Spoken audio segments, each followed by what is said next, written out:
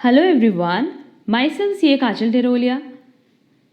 आज का हमारा जो सेशन है वो बेसिकली फाइनेंशियल अकाउंटिंग पे है, जहां हमने अपनी लास्ट क्लास में 50 एमसीक्यूज डिस्कस कर लिए थे एंड आज की क्लास में हमें रिमेनिंग 50 एमसीक्यूज पे डिस्कशन करना है। इन क्लासेस के अलावा भी हमने ऑलरेडी 4 क्लासेस अपलोड करी थी फाइनेंशियल अकाउंटिंग के एमसीक्यूज पे, जहां हमने ओवरऑल 160 एमसीक्यूज अपलोड किए थे और ये सारे एमसीक्यूज बहुत रेलेवेंट है सीएमए फाउंडेशन स्टूडेंट्स के लिए as well as MCom entrance exam के लिए।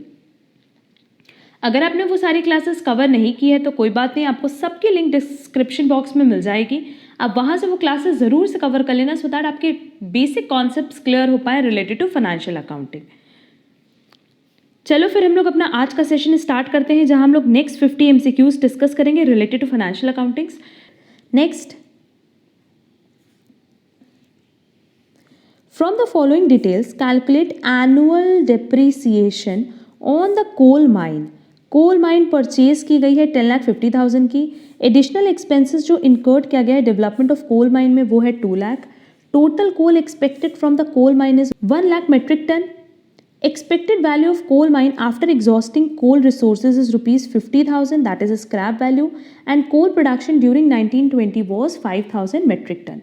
अब देखो सिंपली यहाँ पे जो फॉर्मूला अप्लाई होगा वो क्या होगा, cost of acquisition minus scrap value multiply by जो 1920 का कोल प्रोडक्शन हुआ है divided by total production. Simply यही फॉर्मूला होता है। अब देखो कोल माइन जब परचेज किए थे तो 10,50,000 लगा था और डेवलपमेंट में 2 लाख, तो ओवरऑल कितना खर्चा हुआ 12,50,000 का, जिसमें से 50,000 की रिकवरी एट द एंड होगी। 1920 में हमने कितना मेट्रिक टन प्रोड्यूस किया 5,000 और टोटल कितना प्रोड्यूस हो सकता है 1 लाख। बस इसको सॉल्व कर लेंगे तो हमारे पास आंसर आ जाएगा। इसका करेक्ट आंसर आएगा 60,000। मतलब अगर 1920 की बात करें तो जो डेप्रिसिएशन चार्ज होगा वो होगा 60,000। Clear. Next, profit on sale of old plant is shown.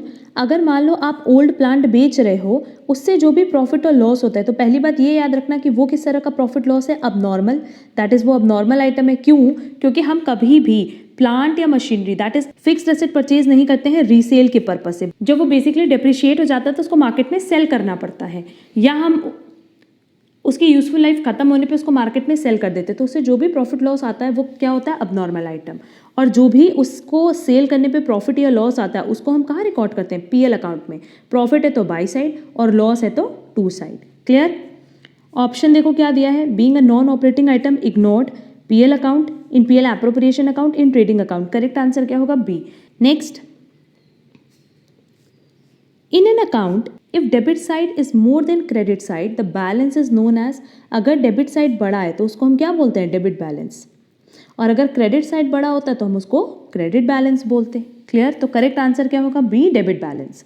अब देखो यहाँ पे आप पॉजिटिव नेगेटिव नहीं बता सकते। क्यों नहीं बता सकते? क्योंकि अगर हम असेट की बात करें तो उसका हमेशा डेबिट बैलेंस होता है, बट अगर हम लायबिलिटी और कैपिटल की बात करें तो उसका क्रेडिट बैलेंस होता है। वैसे अगर इनकम की बात करो तो उसका क्रेडिट बैलेंस होता है और एक्सपेंस की बात करो तो उसका डेबिट बैलेंस होता है। तो आप यहाँ पे ये नहीं बता सकते क्योंकि यहाँ पे ये इन्फॉर्मेशन नहीं दी हुई है कि किस केस में डेबिट साइड मोर देन है क्रेडिट साइड के। असेट के केस में, लायबिलिटी के केस में, कैपिटल के केस में, इनकम के केस में और एक्सपेंस के केस। तो उस केस में आप नेगेटिव और पॉजिटिव जज नहीं कर सकते। आपको सिर्फ इतना ही बताना है कि वो डेबिट बैलेंस है कि क्रेडिट बैलेंस। तो करेक्ट आंसर क्या होगा, B, debit balance. Next, which of these accounts are not opened in a joint venture. अब देखो यहाँ दिया है जॉइंट बैंक अकाउंट ओपन होता है, जॉइंट वेंचर अकाउंट भी होता है एंड को वेंचरर्स पर्सनल अकाउंट भी होता है। बट क्या स्टॉक रिजर्व अकाउंट होता है? नहीं। Stock reserve account basically consignment में ओपन होता है। क्यों? क्योंकि जब कंसाइनर कंसाइनी को गुड्स सेंड करता है कॉस्ट प्लस किसी वैल्यू पे, दैट इज इनवॉइस प्राइस पे, तो उस केस में होता क्या है कि जो कंसाइनी के पास क्लोजिंग स्टॉक बचता है वो भी उसी इनवॉइस प्राइस पे शो हो रहा है। और हम क्लोजिंग स्टॉक को हमेशा किस पे रिकॉर्ड करते हैं, एट कॉस्ट। तो अगर कंसाइनमेंट अकाउंट में बात करें तो जो भी क्लोजिंग स्टॉक बच जाता है कंसाइनी के पास, उसी में वो लोडिंग इंक्लूड होती है जिसको हमें डिडक्ट करना होता है। और उस लोडिंग को हम किसके नाम से दिखाते हैं, स्टॉक रिजर्व अकाउंट के नाम से। बट जॉइंट वेंचर में तो ऐसा कुछ होता ही नहीं है। ये तो बेसिकली कंसाइनमेंट का कॉन्सेप्ट है, ना कि जॉइंट वेंचर का। क्लियर। इसीलिए जॉइंट वेंचर में स्टॉक रिजर्व अकाउंट कभी भी ओपन नहीं होगा। तो करेक्ट आंसर होगा D. Next, An entry of rupees 1560 has been debited to a debtor's personal account at rupees 1650. It is an error of, अब यहाँ देखो आपने रॉन्ग अमाउंट डाली है, तो रॉन्ग अमाउंट, रॉन्ग अकाउंट और रॉन्ग साइड, ये सारी चीज़ें होने पे बेसिकली वो किस तरह का एरर माना जाता है? Error of commission. तो करेक्ट आंसर क्या होगा? बी। अब ये देखो, ये जो टाइप्स ऑफ एरर्स है इस पे भी हमने डिटेल क्लास अपलोड की हुई है अपने यूट्यूब चैनल पे, जिसकी लिंक आपको डिस्क्रिप्शन बॉक्स में मिल जाएगी। तो वो क्लास भी नो डाउट आपके एग्जाम पॉइंट ऑफ व्यू से बहुत रेलेवेंट है, तो वो पॉइंट आप ज़रूर कवर कर लेना। नेक्स्ट, ओपनिंग स्टॉक गिवन है, क्लोजिंग स्टॉक गिवन है, टोटल परचेजेस गिवन है। Given that opening stock inadvertently includes postage stamps of rupees 1500, find the cost of goods sold। अब देखो, अगर पोस्टेज स्टैम्प की बात करें तो बेसिकली ये इनडायरेक्ट एक्सपेंस है, और क्या ये ट्रेडिंग अकाउंट में इंक्लूड हो सकता है? नहीं, ये तो पीएल का पार्ट है। तो उस केस में ओपनिंग स्टॉक एक्चुअली में दिख रहा है 15,000, पर ये बढ़ करके दिख रहा है, इसमें से 1500 माइनस करना होगा, क्योंकि 1500 ट्रेडिंग का पार्ट नहीं बल्कि पीएल का पार्ट है। इसका मतलब मेरा ओरिजिनल ओपनिंग स्टॉक कितना है? 13,500। अब देखो, अगर मेरे पास ओपनिंग स्टॉक दिया है, मेरे पास परचेजेस भी दिया है 30,000 का, और मेरे पास क्लोजिंग स्टॉक भी दिया हुआ है, तो बस सिंपली आप इसको सॉल्व कर लोगे तो आपके पास क्या आ जाएगा? COGS, क्योंकि इसका फॉर्मूला अभी हमने ऊपर डिस्कस किया था। क्लियर? तो इसको सॉल्व करने पे जो वैल्यू आ रही है वो आ रही है 37,500, तो इसका करेक्ट आंसर होगा B. Next, rupees 1250 paid for the residential telephone bill of the proprietor, which of these accounts will be detailed. Same question पे हमने ऊपर डिस्कशन किया है, करेक्ट आंसर होगा B, drawing. Next, consignee account is a nature of, अब consignee क्योंकि एक person है तो नो डाउट ये किस तरह का अकाउंट होगा? पर्सनल अकाउंट, तो करेक्ट आंसर होगा B. Next, which of the following is true when a debtor pays his dues. अगर डेटर अपना ड्यूज क्लियर करता है तो नो डाउट हमारे पास कैश आएगा और हमारा डेटर्स कम हो जाएगा, मतलब एक करंट एसेट बढ़ेगा और एक करंट एसेट डिक्रीज हो जाएगा। तो there is no change in total asset और total liability, the liability side of the balance sheet will increase, ऐसा तो कुछ होगा ही नहीं। The asset side of the balance sheet will increase, ये भी नहीं पॉसिबल है। Asset side of the balance sheet will decrease, नहीं, क्योंकि अगर डेटर पे कर रहा है तो एंट्री क्या होती है? कैश टू डेटर, और उस केस में एक करंट एसेट बढ़ेगा, एक करंट एसेट घटेगा। तो करेक्ट आंसर क्या होगा? A, there is no change in total assets और total liabilities. Next, gross profit is equal to, again इस क्वेश्चन पे हमने डिस्कशन किया है ऊपर कि अगर हम सेल्स में से COGS माइनस कर दे तो हमारे पास क्या आ जाएगा? Gross profit. तो करेक्ट आंसर क्या होगा? A, sales minus COGS। Second option में देखो लिखा है sales minus closing stock plus purchases, तो ये तो पॉसिबल नहीं है क्योंकि यहाँ ओपनिंग स्टॉक का कुछ कैलकुलेशन नहीं बताया है। एंड दूसरा, सेल्स में क्लोजिंग स्टॉक ऐड होता है ना कि लेस, क्योंकि जब हम लोग ट्रेडिंग अकाउंट बनाते हैं तो ये है सेल्स, ये है क्लोजिंग स्टॉक, ये है ओपनिंग स्टॉक, ये है परचेजेस, और बैलेंसिंग फिगर क्या आता है? GP। तो sales plus closing stock minus opening stock minus purchases क्या आएगा? GP आएगा। थर्ड में देखो, opening stock plus purchases minus closing stock, ये सिर्फ COGS दिया है, सेल्स में से माइनस किया ही नहीं है, तो ग्रॉस प्रॉफिट आएगा कैसे? क्लियर? तो करेक्ट आंसर क्या होगा? A. Next, which of the following will not appear in the PL account of business. Business के PL अकाउंट में क्या नहीं शो होगा? Drawings, bad debts, accrued expenses, reserve for discount on sundry creditors. अब PL के बात करें तो उसमें सिर्फ एक्सपेंस या लॉसेस, इनकम या गेन, यही हम रिकॉर्ड करते हैं, इसके अलावा और कुछ रिकॉर्ड नहीं करते। अब देखो, बैड डेट ये लॉस है, अक्रूड एक्सपेंसेस एक्सपेंस है, और reserve for discount on sundry creditors ये बेसिकली हमारी ऑर्गेनाइजेशन की इनकम है। तो इन तीनों को तो हम रिकॉर्ड करते हैं अपनी बुक्स में, बट क्या ड्रॉइंग्स को रिकॉर्ड करते हैं? नहीं। ड्रॉइंग्स के लिए हम क्या करते हैं कि उसको डायरेक्ट कैपिटल से डिडक्ट करते हैं, और वो भी हम उसका ट्रीटमेंट दिखाते हैं इन बैलेंस शीट, ना कि PL अकाउंट। तो करेक्ट आंसर क्या होगा? A, drawings. Next, which of the following is not a non profit organisation. अब देखो, नॉन प्रॉफिट ऑर्गेनाइजेशन मतलब जो सोसाइटी के वेलफेयर के लिए वर्क करती है, ना कि प्रॉफिट ओरिएंटेड होती हैं। क्लब प्रॉफिट ओरिएंटेड नहीं होती, बल्कि ये सोसाइटी के वेलफेयर के लिए होती हैं।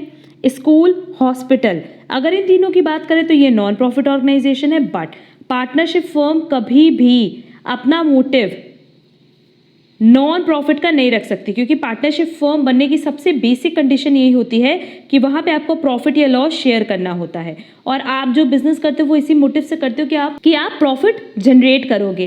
क्लियर? अगर आपका मोटिव है सोसाइटी को सर्व करने का, तो आप कभी भी पार्टनरशिप फर्म नहीं बना सकते। तो करेक्ट आंसर क्या होगा? D, partnership firm. Next, gross loss is found from which account. Gross loss हो या ग्रॉस प्रॉफिट हो, ये हम फाइंड आउट करते हैं with the help of trading account. यही अगर नेट प्रॉफिट और नेट लॉस पूछा होता तो वो हम फाइंड आउट करते with the help of PL account. Clear? तो इसका करेक्ट आंसर होगा A, trading account. Next, for non trading organisation honorarium is a kind of salary. बस डिफरेंस क्या होता है कि सैलरी हम उस पर्सन को देते हैं जो हमारी ऑर्गेनाइजेशन में एम्प्लॉय होता है, बट ऑनरेरियम हम उस पर्सन को देते हैं जो हमारे ऑर्गेनाइजेशन में एम्प्लॉय नहीं है बट स्टिल वो हमारे ऑर्गेनाइजेशन में सर्व कर रहा है। क्लियर? एंड ऑनरेरियम वर्ड कहाँ यूज होता है? नॉन प्रॉफिट ऑर्गेनाइजेशन में। तो ये बेसिकली रेवेन्यू एक्सपेंडिचर है, क्योंकि ये हर साल खर्च होता है, ये रिकरिंग नेचर का खर्चा है। तो करेक्ट आंसर होगा B, revenue expenditure. Next, from the following details, what will be the managerial commission? Net profit before charging managerial commission is given and managerial commission 11% after charging such commission. अब देखो, अगर managerial commission हमसे question में पूछता है तो दो तरीके से हम इसका कैलकुलेशन करते हैं। अगर क्वेश्चन में वो बिफोर पूछा है तो बिफोर के केस में लेट्स से जैसे यहाँ पे 11% दिया है तो बिफोर के केस में हम डायरेक्ट क्या करते हैं 11 divided by 100।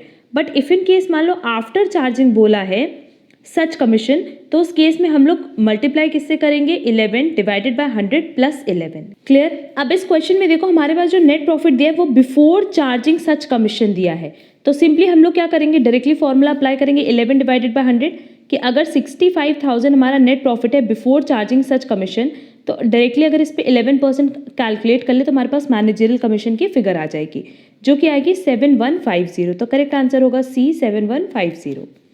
Next, amount set apart to meet loss due to bad date.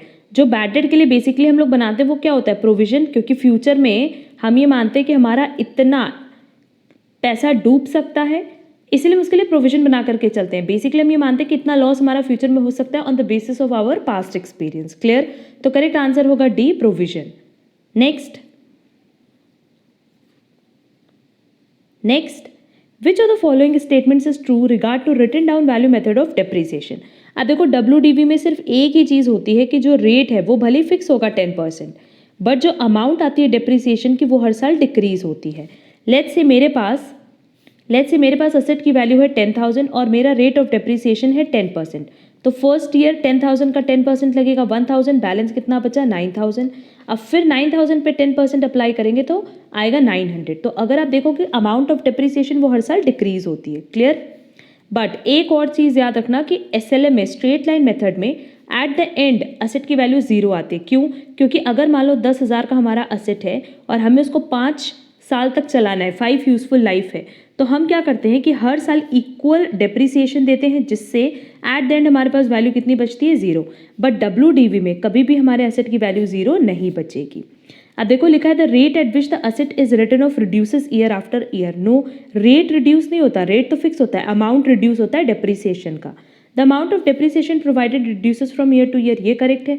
The rate of depreciation as well as amount of depreciation reduces year after year, ये रॉन्ग है। The value of the asset gets reduce to 0 over a period of time, ये भी possible नहीं है क्योंकि कभी भी WDV में 0 नहीं होती बल्कि किसमें होती है SLM में। तो सिर्फ और सिर्फ एक ही स्टेटमेंट इसमें करेक्ट था और वो था सेकेंड। तो करेक्ट आंसर क्या होगा D, only 2 above. Clear? Next, computers taken on hire by business for a period of 12 months should be classified as. अब बेसिकली देखो यहाँ पे हम लोग कंप्यूटर किस पे ले रहे हैं? हायर पे। और हायर परचेज में क्या होता है कि at the end of last instalment आप उसके ओनर बनते हो। क्लियर? पर जब स्टार्टिंग में आपने उसको हायर पे लिया है तो स्टार्टिंग में आप उसके ओनर नहीं बनते। बट यहाँ देखो लिखा है कि कंप्यूटर्स जो हम हायर पे ले रहे हैं वो सिर्फ और सिर्फ 12 मंथ्स के लिए ले रहे हैं, तो पहली बात तो ओनरशिप ट्रांसफर होगी ही नहीं क्योंकि हमने इस असेट को किस पे लिया है? हायर पे लिया है। क्लियर? तो ऑर्गेनाइजेशन उसका ओनर नहीं है। एंड क्योंकि ये आप इसको हायर पे ले रहे हो दैट इज आपको यहाँ पे रेंट पे करना होगा, तो जो लीगल ओनरशिप है वो उसी पर्सन की होगी जिसने आपको हायर पे असेट दिया है। क्लियर? तो इस केस में ये जो हम रेंट पे करेंगे ये बेसिकली हमारे लिए क्या हो गया? एक्सपेंस हो गया जिसको हम शो करेंगे PL अकाउंट में। क्लियर? तो ऑप्शन दिया है not an asset, deferred revenue expenditure, intangible asset, current asset. पहली बात तो ये असेट है ही नहीं, ये क्या है मेरा? ये एक्सपेंस है। क्लियर? तो करेक्ट आंसर होगा A, not an asset. Next, the portion of the acquisition cost of asset yet to be allocated is known as. क्वेश्चन में हमसे कह रहा है कि हमने जो असेट खरीदा है, जो उसकी एक्विजिशन कॉस्ट थी, जितना पोर्शन उसका अभी भी अलोकेट करना बाकी है उसको नो डाउट हम क्या कहते हैं, रिटन डाउन वैल्यू। जितनी वैल्यू बच जाती है असेट की उसको हम कहते हैं रिटन डाउन वैल्यू, और उस रिटन डाउन वैल्यू को ही हमें फर्दर अलोकेट करना होता है असेट में। तो करेक्ट आंसर होगा AWDV। Next, which of the following statements is true? A well maintained asset need not be depreciated. ये रॉन्ग है, भले आप उसको कितना भी मेंटेन करो बट डेप्रिसिएशन तो चार्ज होगा due to its obsolescence, technology obsolete जो हो रही है, wear and tear normal use की वजह से। Next, trial balance establishes the arithmetical accuracy of the accounting records. Bill of exchange is drawn by the purchaser? No, बल्कि seller के through जिसको पैसा मिलना है वो बिल ऑफ एक्सचेंज ड्रॉ करता है, लिखता है। सिर्फ और सिर्फ परचेजर दैट इज बायर क्या करता है, उसको साइन करता है। And bad debts recovered account is transferred to sundry debtors account? No, अगर बैड डेट रिकवरी हो रही है तो हम उसकी एंट्री करते हैं cash to bad debt recovered. And lastly bad debt recover को हम ट्रांसफर कर देते हैं PL अकाउंट में, ना कि सन्ड्री डेटर्स अकाउंट में। क्लियर? तो करेक्ट आंसर क्या होगा B, कि trial balance arithmetical accuracy check करता है। Next, which of the following are current assets of a business? Income received in advance. अगर हमने कोई इनकम एडवांस में रिसीव की है तो वो मेरे लिए अनअक्रूड इनकम होगी। और अनअक्रूड इनकम मतलब जो हमने अर्न नहीं की बट स्टिल हमने उसको रिसीव की है। Clear? That is received but not yet earned. तो नो डाउट ये ऑर्गेनाइजेशन की क्या हो जाएगी, लायबिलिटी, क्योंकि ये रिटर्न भी करनी पड़ सकती है। तो ये बेसिकली क्या है, करंट लायबिलिटी। और बाकी आप देखो stock, debtor, prepaid expenses, accrued income, ये सब करंट एसेट है। अक्रूड इनकम की बात करो तो एक ऐसी इनकम जो हमने अर्न की बट नॉट येट रिसीव्ड, तो मिलेगी ही मिलेगी फ्यूचर में, तो मेरे लिए क्या हो जाएगा, करंट एसेट। क्लियर? हमसे क्वेश्चन में पूछा था करंट एसेट, तो फर्स्ट को छोड़ के बाकी सब करंट एसेट है, तो करेक्ट आंसर होगा A। Next, the maximum amount beyond which a company is not allowed to raise fund by issue of share is authorized capital। क्योंकि जितना आपके पास authorized capital है आप उसके beyond नहीं जा सकते, उसके beyond आपकी कंपनी शेयर्स इशू नहीं कर सकती। authorized capital मतलब भी होता है maximum capital जो एक ऑर्गेनाइजेशन इशू कर सकती है। Next, in case a specific fund is maintained, the expenses exceeding the amount of fund should not be recorded on। अब कह रहे हैं कि अगर हम स्पेसिफिक फंड मेंटेन करें तो हमेशा याद रखना कि अगर आप स्पेसिफिक फंड मेंटेन करोगे तो उससे रिलेटेड इनकम और एक्सपेंसेस सब कहाँ हम डालेंगे, बैलेंस शीट में। क्योंकि स्पेसिफिक फंड को हम बैलेंस शीट में डालते हैं तो उससे रिलेटेड इनकम और उससे रिलेटेड एक्सपेंसेस को भी हम बैलेंस शीट में डालते हैं। बट इसमें बोला है कि जो एक्सपेंसेस है वो फंड से ज़्यादा है, तो अगर एक्सपेंसेस फंड से ज़्यादा है तो फिर उस केस में हम उसको दिखाते हैं इनकम एंड एक्सपेंडिचर अकाउंट में। क्लियर? एंड क्योंकि खर्चा है तो नो डाउट डेबिट साइड जाएगा। तो देख लेते हैं option, liability side of the balance sheet no, debit side of the income and expenditure account, credit side of income expenditure account, asset side of balance sheet. Correct answer होगा B, क्योंकि अगर खर्चा ज़्यादा है तो वो कहाँ दिखाएंगे, डेबिट साइड में, वो भी कहाँ, इनकम एक्सपेंडिचर अकाउंट में। Next, which of the following statement is correct? Depreciation can not be provided in case of loss in a financial year. ये करेक्ट नहीं है। डेप्रिसिएशन हम प्रोवाइड करते हैं फिर भले ऑर्गेनाइजेशन को लॉस क्यों ना हो। Depreciation is provided in the books only when there is profit. No, loss के टाइम भी हम डेप्रिसिएशन प्रोवाइड करते हैं। Depreciation is a charge against profit, depreciation is an appropriation against profit. Depreciation basically charge against profit होता है कि ये depreciation एक ऐसा खर्चा है जो आपको देना ही देना है, फिर भले आपके ऑर्गेनाइजेशन में प्रॉफिट हो या लॉस हो। क्यों? क्योंकि ये बेसिकली हम असेट के रिप्लेसमेंट के लिए बनाते हैं। तो अगर आप असेट के रिप्लेसमेंट के लिए बना रहे हो तो इससे मतलब नहीं कि आपके ऑर्गेनाइजेशन में प्रॉफिट है या नहीं है, आपको डेप्रिसिएशन चार्ज करना होगा। Clear? Next, ₹5,000 paid as a local cartage on material purchased, however this amount was booked under miscellaneous expenses instead of an carriage inward. Carriage inward क्या है? डायरेक्ट एक्सपेंस, और अगर ये डायरेक्ट एक्सपेंस है तो कहाँ दिखाएंगे, ट्रेडिंग अकाउंट में। और मिसलेनियस एक्सपेंस इनडायरेक्ट एक्सपेंस है, और क्योंकि ये इनडायरेक्ट एक्सपेंस है तो ये कहाँ शो होगा, PL अकाउंट में। Due to this error net profit और लॉस विल, अब देखो यहाँ पे एक एक्सपेंस जो कि ट्रेडिंग में दिखना था वो नहीं दिखा बल्कि वो PL में दिख गया, तो क्या उससे हमारे नेट प्रॉफिट पे कोई फर्क पड़ेगा? नहीं, कोई फर्क नहीं पड़ने वाला। क्योंकि इस केस में होगा क्या कि GP हमारा ज़्यादा दिखेगा और बाद में जब आप ये खर्चा माइनस कर दोगे PL से तो वापस से ही प्रॉफिट आपका मेंटेन हो जाएगा। क्लियर? तो करेक्ट आंसर क्या होगा देख लेते हैं। Increase by 10,000, decrease by 5,000, increase by 5,000, not be affected at all. तो करेक्ट आंसर होगा D, not be affected at all.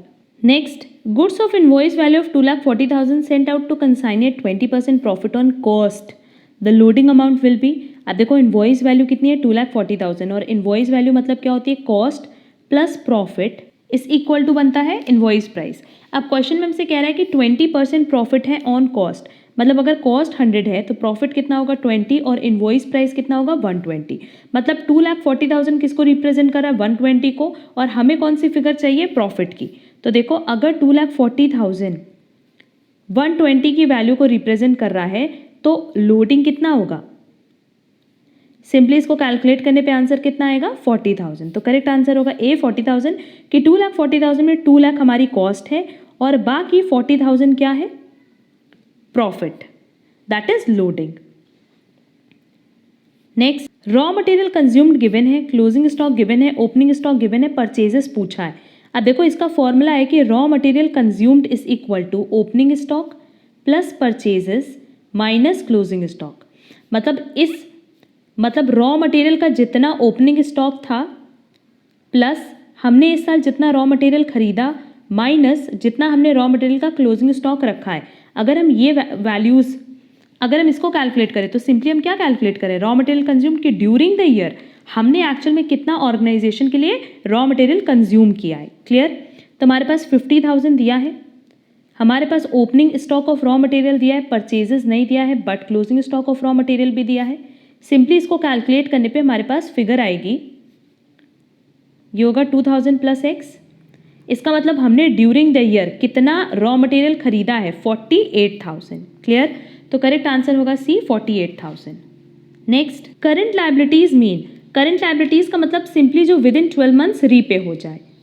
Liabilities which are repayable within 3 months, liabilities which payable after 1 accounting period, liabilities which are payable immediately.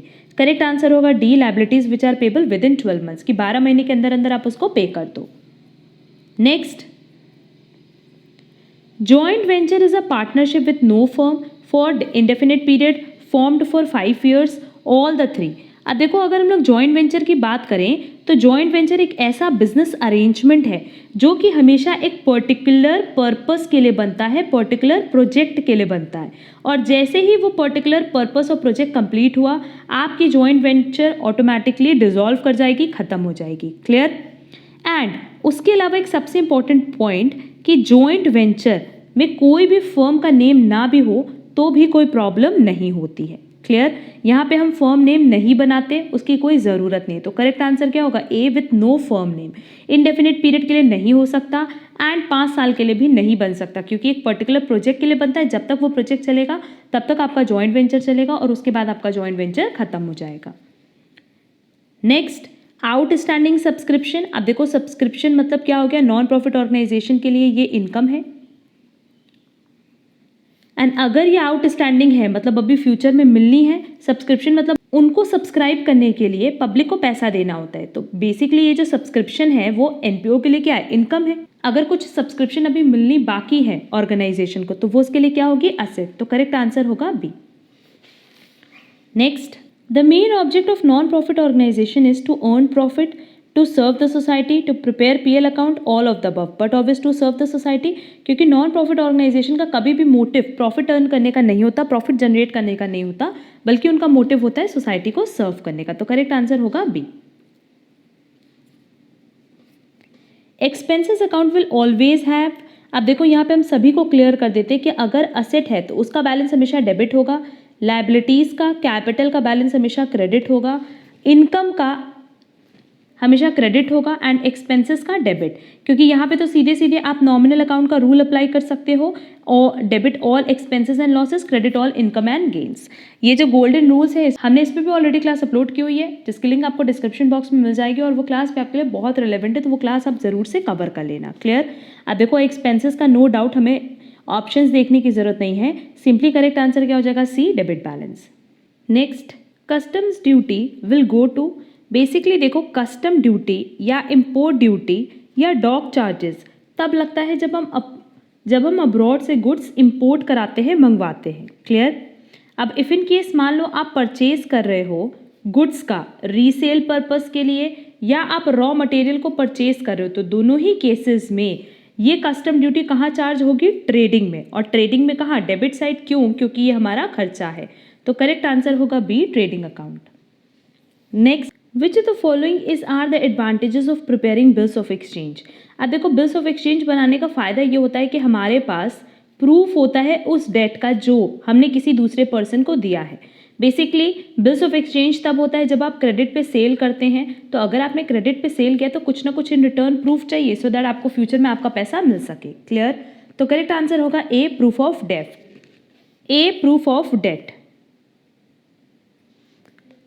Next, which of the following term is applicable about consignment. अब अगर देखो consignment की बात करें तो ये हमने पहले भी बताया कि दो पर्सन होते हैं, ए और बी, कंसाइनर और कंसाइनी। कंसाइनर बेसिकली अपना गुड्स सेंड करता है कंसाइनी को, सो दैट कंसाइनी उसको मार्केट में सेल कर सके। क्लियर? तो कंसाइनमेंट का मतलब सेल ऑफ गुड्स नहीं होता बल्कि शिपमेंट ऑफ गुड्स होता है। तो करेक्ट आंसर होगा C. Next, the party which is entitled to receive the payment of the bill is known as. अब देखो, बिल का पेमेंट बेसिकली ड्रॉर को मिल सकता है, बट अगर ड्रॉर को तब मिलेगा जब उसने ड्यू डेट तक बिल रखा हो अपने पास। जिसके पास एट द एंड बिल होगा मैच्योरिटी डेट पे, उसी को पेमेंट मिलेगा, तो उसको हम नाम देते हैं पेई का। तो करेक्ट आंसर होगा D, payee. Next, if a bill is endorse to a third party, the accounting entry in the books of the endorser, मतलब जो इंडोर्स कर रहा है, at the time of endorsement involves. अब देखो, इफ इन केस मान लो दो party है, ए और बी। ए सेलर है, ए ने उधार पे गुड्स दिया है बी को, बदले में बी ए को बिल मिला है। तो हो सकता है कि ए को भी किसी को पैसा देना हो। बेसिकली हम कह लेते हैं कि उसको डी को पैसा देना है, तो ए पैसे की जगह क्या करेगा? ये बिल इसको इंडोर्स कर देगा। क्लियर? तो इंडोर्समेंट के टाइम ए अपनी बुक में क्या करेगा? अपने क्रेडिटर को कम कर देगा, दैट इज इंडोर्सी को, एंड अपने असेट को कम कर देगा जो कि उसको मिलने वाला था फ्यूचर में, दैट इज बिल्स रिसीवेबल को। तो वो अपनी बुक में एंट्री क्या करेगा? Endorsee account debit to bills receivable account. Correct answer क्या होगा? B, debit endorsee's account. अब देखो, यहाँ पे लिखा है बिल्स रिसीवेबल अकाउंट को डेबिट करना। नहीं, डेबिट तो तब करते हैं जब रिसीव हो रहा है, बल्कि हम यहाँ पे क्या कर रहे हैं? बिल रिसीवेबल ट्रांसफर कर रहे हैं, तो वो हो जाएगा क्रेडिट। तो करेक्ट आंसर होगा B. Next, a dash cost is an irrecoverable cost and is cost by complete abandonment of a plant. Basically irrecoverable cost होती है संक कॉस्ट, जो आप चाह करके भी रिकवर नहीं कर सकते, क्योंकि ये पास्ट कॉस्ट होती है जो कि हमने ऑलरेडी खर्च कर दी होती है। क्लियर? नेक्स्ट, COGS गिवन है, एडवर्टीजमेंट एक्सपेंसेस गिवन है, डिस्काउंट ऑन सेल्स गिवन है, find out cost of sales. Cost of sales मतलब जिसमें सारे के सारे खर्चे आ जाएंगे। जैसे देखो, COGS, जो गुड्स हमने बेचा है उसकी कॉस्ट कितनी है? 40,000 की। उसको बेचने के लिए जो आपने एडवर्टीजमेंट कराया उसमें आपका कितना खर्चा हुआ? 1,000 का। और आपको सेल्स पे डिस्काउंट देना पड़ रहा है, तो वो भी आपके ऑर्गेनाइजेशन का एक्सपेंस है या कह सकते हैं लॉस है। वो किसके इक्विवेलेंट है? 50% ऑफ एडवर्टीजमेंट एक्सपेंसेस, जो कि हो जाएगा 500। तो ओवरऑल जो कॉस्ट ऑफ सेल्स आएगी, मतलब गुड्स को बेचने का खर्चा कितना आएगा? 41,500। तो करेक्ट आंसर होगा A. Next, A sent some goods to B to be sold on consignment basis. 1/10 of the goods valued 25,000 were lost in transit. Find the value of goods sent on consignment basis. Simply हम कह रहे हैं कि अगर 1/10 goods का loss हुआ है, जो कि किसके बराबर है? 25,000 के। अगर 25,000 1/10 के बराबर है, और कह सकते हैं 10% के बराबर है, तो 100% कितना हो जाएगा? सिंपली हम लोग रिवर्स करके कैलकुलेट कर सकते हैं, 2,50,000, क्योंकि 2,50,000 का 1/10 कितना होता है? 25,000। तो करेक्ट आंसर होगा ए, 2,50,000, कि 2,50,000 का गुड्स भेजा गया है कंसाइनमेंट बेसिस पे। Next, the combination of direct material and direct labour. Direct material और डायरेक्ट लेबर मिलकर के हमेशा क्या बनता है? Prime cost. तो करेक्ट आंसर होगा C, prime cost. Next, carriage on goods purchased is shown in. अब देखो, अगर आप गुड्स परचेज कर रहे हो तो बेसिकली ये रॉ मटेरियल की बात कर रहा होगा, या फिर आप जो गुड्स ट्रेड कर रहे हो, खरीद करके बेच रहे हो, उसकी बात कर रहा है। तो अगर आपने कैरेज पे किया उस पर, तो बेसिकली वो कैरेज इनवर्ड होगा, जो कि हम कहाँ दिखाएंगे? ट्रेडिंग अकाउंट में। तो करेक्ट आंसर होगा C. Next, purchase day books record. अब अगर हम लोग परचेज डे बुक की बात करें या सेल्स डे बुक की बात करें, तो दोनों ही सब्सिडरी बुक्स हैं। और सब्सिडरी बुक की बात करें तो ये क्रेडिट सेल और क्रेडिट परचेज ऑफ गुड्स को रिकॉर्ड करते हैं। क्लियर? अगर परचेज बुक है तो वो क्रेडिट परचेज ऑफ गुड्स को रिकॉर्ड करेगी, और सेल्स डे बुक है तो वो क्रेडिट सेल्स ऑफ गुड्स को रिकॉर्ड करेंगे। बट यहाँ पे कहीं पे भी असेट रिकॉर्ड नहीं होता। एंड साथ ही साथ ये भी याद रखना कि कैश परचेज और कैश सेल भी रिकॉर्ड नहीं होता। तो परचेज डे बुक है तो दो चीज़ होनी चाहिए, एक तो आपने उधार पे गुड्स खरीदा हो, आपने उधार पे खरीदा हो वो भी क्या, गुड्स। यहाँ हम असेट की बात नहीं करेंगे और साथ ही साथ कैश परचेज की भी बात नहीं करेंगे। तो देख ले, तो ऑप्शन में दिया all purchases, only credit purchase of raw material और goods purchased for resale, all credit purchases, all cash purchases. अगर लिखा है all credit purchases, all cash purchases, तो इसका मतलब क्या हो गया कि हम गुड्स की भी बात कर रहे हैं और साथ ही साथ असेट की भी बात कर रहे हैं। क्लियर? तो करेक्ट आंसर क्या होगा, बी, क्योंकि हम सिर्फ क्रेडिट परचेज को रिकॉर्ड करते हैं, वो भी रॉ मटेरियल या गुड्स के। कहाँ? परचेज डे बुक में। क्लियर? अगर मान लो क्रेडिट परचेज हमने किया है असेट का, तो फिर वो कहाँ रिकॉर्ड करेंगे? वो रिकॉर्ड करते हैं जर्नल प्रॉपर में, जो कि पार्ट है किसका, सब्सिडरी बुक का। एंड अगर आपने गुड्स या असेट्स परचेज किया है कैश बेसिस पे, तो उसको हम रिकॉर्ड करते हैं कैश बुक में, अगेन जो कि सब्सिडरी बुक का पार्ट है। Clear? Next, when opening stock is given, closing stock is given and purchases given, profit margin कितना दिया है, सेल्स का 16.67%। तो सेल्स कितना होगा, अब मान लेते हैं कि अगर सेल्स 100 है तो हमारे पास प्रॉफिट कितना हो गया, 16.67, और बैलेंस जो बचेगा वो हमेशा क्या होगा, कॉस्ट। इस पे हमने ऑलरेडी एक क्लास अपलोड की हुई है जो बेसिक कॉन्सेप्ट्स के नाम से ऑन प्रॉफिट ऑन कॉस्ट और प्रॉफिट ऑन सेल। वो क्लास आपके लिए बहुत इंपॉर्टेंट है, क्योंकि उस क्लास से आपको ये समझ में आ जाएगा कि अगर सेल्स पे प्रॉफिट रेशियो दिया है तो हम कॉस्ट पे कैसे कैलकुलेट करेंगे, और कॉस्ट पे दिया है तो सेल्स पे कैसे कैलकुलेट करेंगे। अब ये देखो, कॉस्ट प्लस प्रॉफिट क्या होता है, सेल्स प्राइस। अगर प्रॉफिट हम सेल्स प्राइस पे निकाल रहे हैं तो 16.67% आ रहा है। वैसे ही अगर हम कॉस्ट प्राइस पे निकालें, that is 16.67 divided by 83.33 multiply by 100, तो इससे हमें ये पता चल जाएगा कि हमारा प्रॉफिट कॉस्ट पे कितना है। ये कॉस्ट पे आएगा 20%। क्लियर? मतलब अगर हमने सेल्स पे प्रॉफिट निकाला तो 16.67% और कॉस्ट पे निकाला तो 20%। अब हमें क्या कैलकुलेट करना है, सेल्स कैलकुलेट करना है।